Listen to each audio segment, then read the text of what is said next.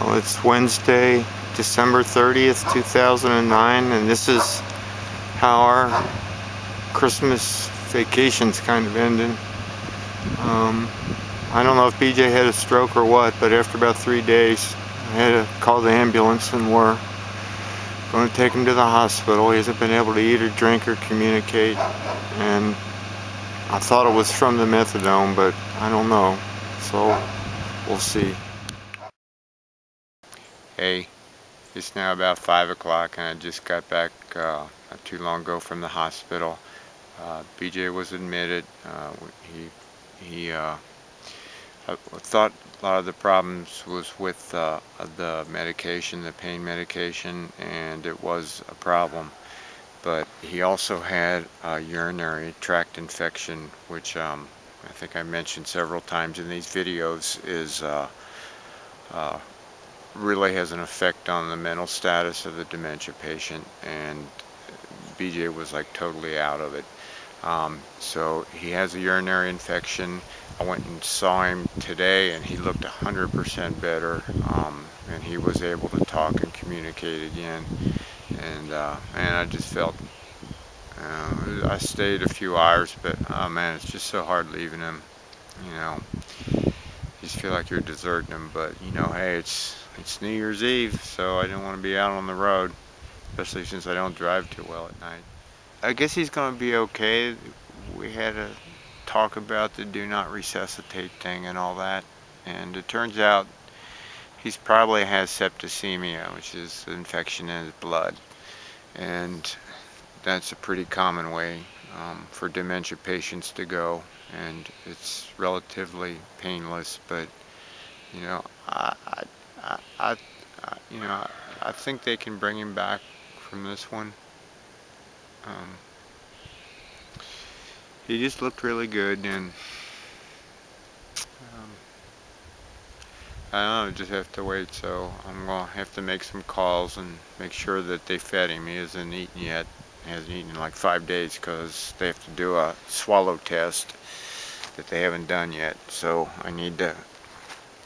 You need to call these hospitals a lot. You need to keep on them because stuff gets lost. So I'm going to be making phone calls for the rest of the night and talking to the family. So hey, it's about 11 o'clock and we're getting near the end of 2009, so that's a good thing.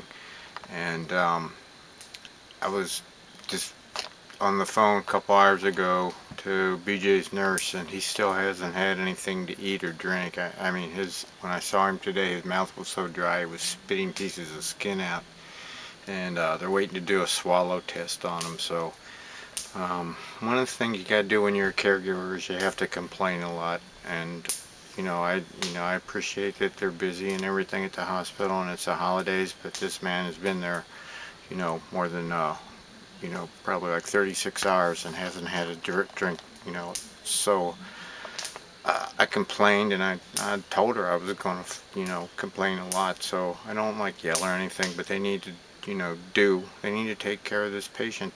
He deserves it, so you need to fight for their rights. So the other thing is I got the nurse to go over to review the test results and everything, and it appears that he does have a blood infection, and he's taking antibiotics for that, so hopefully it's not the resistant variety that he had last year. The only chemistry that was out of whack was a test called the BUN, and that measures nitrogen in the blood, and so that made me want to look up methadone to see what effect that had on the BUN, the blood urea nitrogen.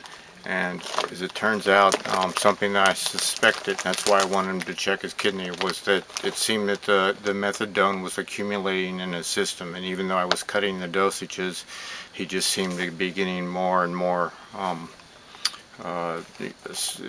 under the influence. So as it turns out, that's exactly what was happening. It wasn't necessarily because his kidney wasn't working and he wasn't metabolizing the methadone. It's because the methadone prefers to bind to tissue, and particularly fatty tissue. BJ is heavy, he has a lot of fatty tissue, and the methadone was going there. And essentially the methadone has a long half-life of 22 hours, which means that he has to it takes a long time to get out of your system. So essentially it accumulated in his muscles, and even though I had cut back the dosage, it was still coming out. We confirmed this in the emergency room when he was given a dose of a narcotic antidote that they use called Narcan. He was given a shot. He immediately came out of it for about a minute or two and then slipped back under. The Narcan's real short acting, so that's why he wasn't having pain. So, you know, the other problem was, and probably one of the main reasons, or maybe we still would have had a problem, but the doctor calculated the conversion dosage wrong. They have a table where they look up what's called the equa-analgesic dosage, so in that way it says this much morphine is equal to about this much methadone, and it turns out that you use only 1/10 the amount of methadone. There's a table where you look up based on how much morphine the patient used the wrong conversion, and BJ was taking more than twice what he should have, and probably should have been taking a little less since he's elderly and kind of sensitive to it. So essentially he was overdosed. And then the fact that the material lingers in your system, and the fact that he's such a big guy, meant a lot of it lingers in his system. That's what the problem was. So we actually had a whole bunch of problems going on at once, and it looks like he's getting better. So, you know, I did all the research. I printed out the tables. I'm going to take him to the doctor, and you know, I'm kind of losing faith in this doctor he has. I have to admit. He's a really nice guy, but you know, we can't. I don't care if he's a nice guy. You know, if he's not, you know, I don't care. Anyway, the original older doctor who we went to see there has been out sick for several months. He's back come next week, so I hope we can go back to this older guy who really, you know, understands the situation. So that's a blessing. And so I'm kind of upset still, but you know, it's New Year's Eve, so I'm going to celebrate, sorta, and I was going to like make a bonfire for BJ, and we were going to have treats and stuff. So since he's not here, it's like I made a bonfire, and there's all kinds of treats here that we got for Christmas. People sent that he hasn't eaten, and I haven't felt like, but I feel like it tonight. And so I've been drinking a lot of. This is like my friend Jerry sent me coffee that tastes like chocolate, and I got chocolate that tastes like coffee, and some other kind of chocolate. It's like Godiva, so you know it's good, and Werther's, and homemade cookies, or homemade cookie. I'm not going to eat it all. I'll save him some, but I might eat a lot of it. And so one more thing.